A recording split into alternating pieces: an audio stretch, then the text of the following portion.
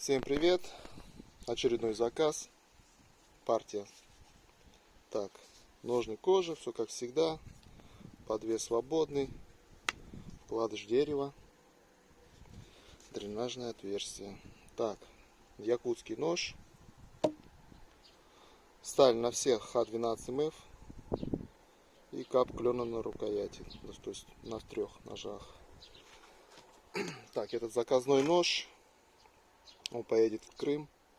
Так, 145 миллиметров длина клинка. Шириной он 27. Да, 27. И по толщине он где-то 4 миллиметра. Длина рукояти 130 миллиметров. Вот такой вот ножичек. Это я сказал, в Крым поедет. Так, второй нож. Это явинкийский. Заказчик попросил мусат поставить. Мусат, как всегда, съемный. То есть не потеряется, не вывалится, он плотно сидит. Так, ножны все то же самое, кроме мусата. Так, это явинкийский.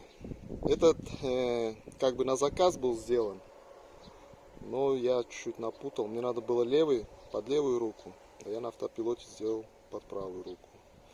Выложил его в контактах свободно, сразу забрали. Ну уже все, он продан. Он сейчас пакуется и поедет. Так, длина клинка у него 140, 20. Здесь 3,5 миллиметров толщиной. И длина рукояти 130 миллиметров. Так, этот поедет в Краснодарский край. И еще один явинкийский. Ну, ножны все то же самое. Но это чуть побольше. Заказчик такой попросил. Длина его 160. Ну, по ширине он 22. Да, 22. По толщине он 4. Чуть-чуть конусом идет. И рукоять 135 миллиметров. Так, этот нож поедет в Латвию. Заказчик с Латвии. Ножи заточены.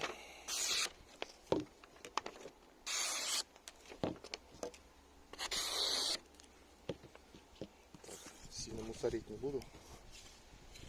По дереву. Ну, спуски такие же, как на всех ножах у меня. Почти прямой. Так, явинкийский. Еще явинкийский маленький. Не маленький, средний.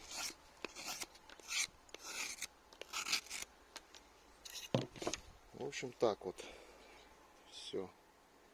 Сидят они все глубоко, плотненько. Так, это какой у нас якут?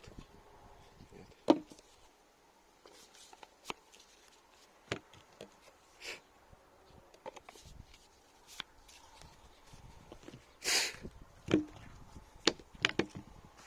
Еще клеймо поставил на ножны. Тоже заказчик вот этого за ножа попросил, я на все поставил. Ну все, всем пока.